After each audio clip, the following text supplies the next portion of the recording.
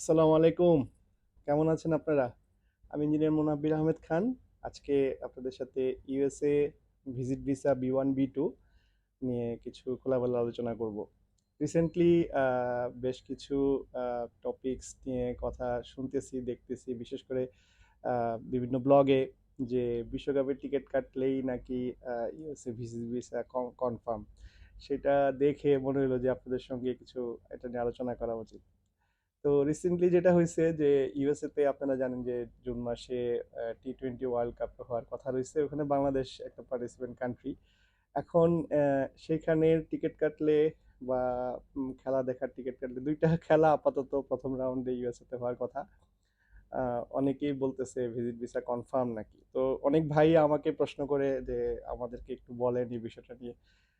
আসলে আপনারা যদি নিজেরা যেচে যেচে যদি বেলতলায় যেতে চান আর মাথায় যদি এক দুইটা বেল পড়ে তাহলে তো ব্যথা পেলেও কিছু বলার নাই আসলে। ভিজিট ভিসা ইউএস এর যেটা আসলে উম, হয় বা প্রসেসটা সেটা আপনাদেরকে প্রথমে বুঝতে হবে। ইউএসএ ভিজিট ভিসাটা আসলে অনেকটা, আমি বলি, স্টেজে মেরে দেওয়ার মতো। মানে আপনি হয় ছক্কা নাহলে ফক্কা। এখন এইটা করতে গেলে আপনাকে মোটামুটি তিনটা প্রসেস ফলো করে করতে হয়, এবং তার জন্য অবশ্যই আপনার প্রোফাইল কিন্তু একটা বড় জিনিস। তো প্রথম যেটা সেটা হলো যে আপনার DS-160 ফর্ম ফিল আপ করতে হয়।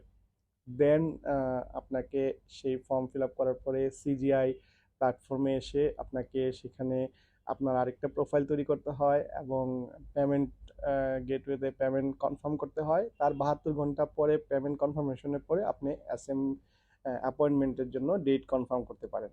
এখন আমাদের দেশে যেটা আসলে চালু আর কি প্রসেস, সেটা হলো যে আগে আপনার ডেট কনফার্ম, তারপরে আপনার DS-160 ফর্ম ফিল আপ। এখন ভিসা অ্যাপ্লিকেশন কিন্তু মূলত আপনার ফর্ম ফিল আপ, আর অ্যাপয়েন্টমেন্ট কিন্তু আসলে ভিসা অ্যাপ্লিকেশন না। এটা ডিফারেন্ট জিনিস। এটা হলো যে আপনার অ্যাপয়েন্টমেন্ট নিবে বা দিবেন, আপনি ওখানে ভাইবা দিবেন ওদের সামনে। তো আহ, এখন আপনারকে বুঝতে হবে যে যখনই বলে যে আপনার টিকিট কাটলে আপনার ভিসা হয়ে যাবে, তাহলে এখানে বোঝা যাচ্ছে যে আপনার অ্যাপয়েন্টমেন্টটা একটা ম্যাটার এখানে। কারণ নর্মালি আপনি যদি এখন নর্মালি সিজিআই প্ল্যাটফর্মে অ্যাপয়েন্টমেন্ট সার্চ করেন, দেখবেন যে আগামী বছরের আগে আসলে কোনো তেমন কোনো কিছু আপনি পাবেন না। তো আহ, খেলা তো জুন মাসে এই বছর 24-এর। তাহলে কিভাবে কি হবে? তাহলে আপনি নিশ্চয়ই আপনি নিজে চাচ্ছেন আপনি বেলতলায় যাওয়ার জন্য। এখন অ্যাপয়েন্টমেন্ট যদি আগে হয় বা আপনি কোনো মতে ব্যবস্থা করে অ্যাপয়েন্টমেন্টের একটা ইস্যু নিয়ে আসেন আর DS-160 পরে ফিল আপ করেন, তাহলে তো আলটিমেটলি প্রবলেম যা হওয়ার হয়ে যাবে। আর DS-160-তে ইউএস ভিসা ফর্ম ফিল আপটা আসলে ফুললি একটা ইনফরমেশনাল ইস্যু। ওখানে কোনো ডকুমেন্টের কোনো ইস্যু নাই বা আপনাকে কোনো প্রমাণপত্র দিতে হবে না। কিন্তু ওখানে এমন কিছু কিছু জিনিস আছে শুভঙ্করের ফাঁকির মতো, যে আপনি আসলে কোনো কিছু যদি মিস ইনফরমেশন দেন আপনি নিজেই এখানে ঝামেলায় পড়বেন। যেমন আপনার কাছ থেকে কিন্তু ওরা আপনার মেইল অ্যাড্রেস চায়, তখন বলে যে এখনকার রানিং না, লাস্ট 5 ইয়ার্স তুমি যে মেল অ্যাড্রেস ইউজ করছো। আপনি একটু চিন্তা করেন তো, আপনার মেল অ্যাড্রেস লাস্ট 5 বছর আপনি যেটা ইউজ করছেন সেইটা দিয়ে যদি গুগলে আপনি সার্চ দেন, আপনার কি কি অ্যাক্টিভিটিস আপনি করছেন, কোন কোন আহ, কোনো জায়গায় কমেন্টস করছেন, কোনো জায়গায় কি করছেন, কোথায় গেছেন, আপনি তো নিজেই খুঁজে পেয়ে যান, ঠিক না? ফেসবুকে আপনি কোথায় কোথায় চেক ইন দিছেন, গুগলে কোথায় কোথায় আপনি চেক ইন দিছেন। তো আর ওখানে আপনার যেটা লাগে যে আপনার সামাজিক যোগাযোগ মাধ্যমের আপনার যে উপস্থিতি, ধরেন আপনার ফেসবুক, লিঙ্কডইন বা ইউটিউবে, সেগুলো আপনাকে ডিটেলস দিতে হয়। এখন কোনো ইনফরমেশন যদি আপনি হাইড করেন, তাহলে কিন্তু আপনি মনে করতেছেন যে আপনি হয়তো, ওরা তো কোনো প্রমাণপত্র চাচ্ছে না, কিন্তু তাদের দায়িত্বে তারা কিন্তু ঠিকই সেগুলো বের করতে নেয় ফেলে। তো সেই জন্য DS-160 ফিল আপ করার সময় যেহেতু এটা সহজ, তাই এটা কিন্তু কঠিন। আপনাকে যেহেতু শুধু ইনফরমেশন দিতে হচ্ছে, তাই ইনফরমেশনের ব্যাপারে আপনাকে খুবই সাবধান থাকতে হবে।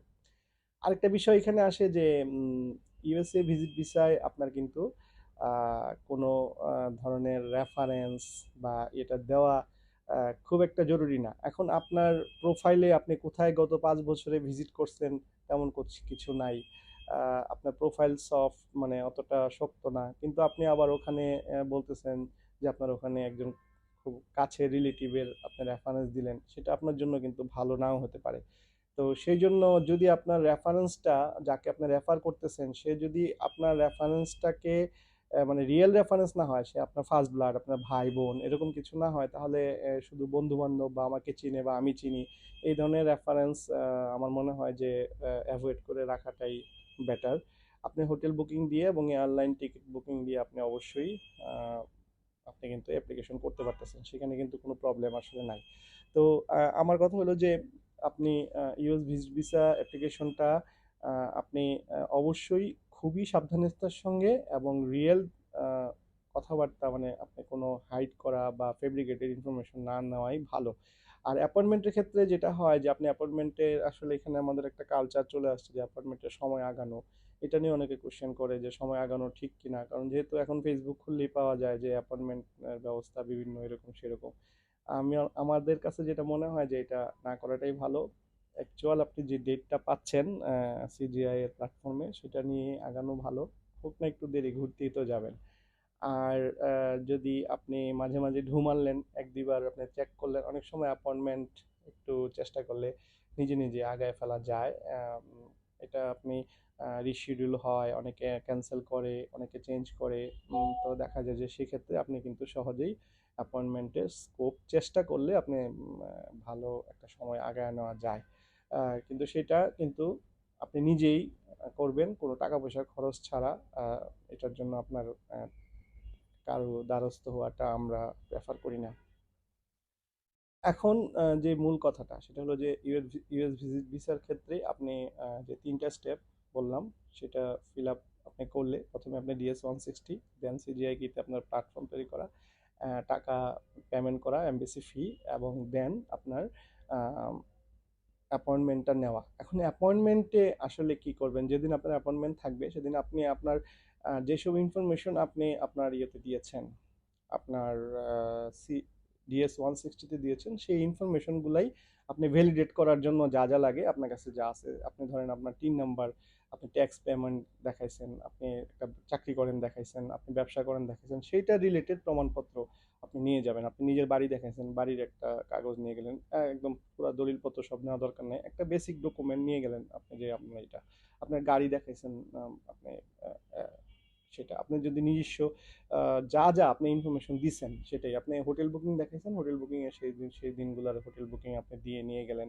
এয়ারলাইন টিকিটটা নিয়ে গেলেন। আসলে অনেক সময় কিন্তু ওনারা বেসড অন আপনার DS-160 ফিল আপ দিয়ে আপনার ইনফরমেশনের বেস দিয়ে ওনার ডিসিশন নিয়ে নেয়, খুব বেশি একটা কোশ্চেন করে না। আর যাদেরকে খুব একটা মানে ওদের কাছে মনে হয় যে কোশ্চেন করা উচিত, তাদেরকে হয়তো কোশ্চেন করে এবং ইনফরমেশন ওরা ভেরিফাইড করার চেষ্টা করে, কিন্তু সেটা অবশ্যই এতটা জটিল পরিস্থিতি আসলে তৈরি করে না। তো আপনারা আশা করি আমার কথাগুলো বুঝতে পারছেন। শুধুমাত্র এক একটা জিনিস দেখবেন আর দৌড় দিবেন, এভাবে ভিসা হয়ে যাবে সেভাবে ভিসা হয়ে যাবে, ওগুলা করবেন না। অ্যাজ ইউজুয়াল ট্রাই করেন, আশা করি ইউএস এর ভিসা হয়ে যাবে। ভালো থাকবেন সবাই। আজকে এ পর্যন্তই। আল্লাহ হাফেজ।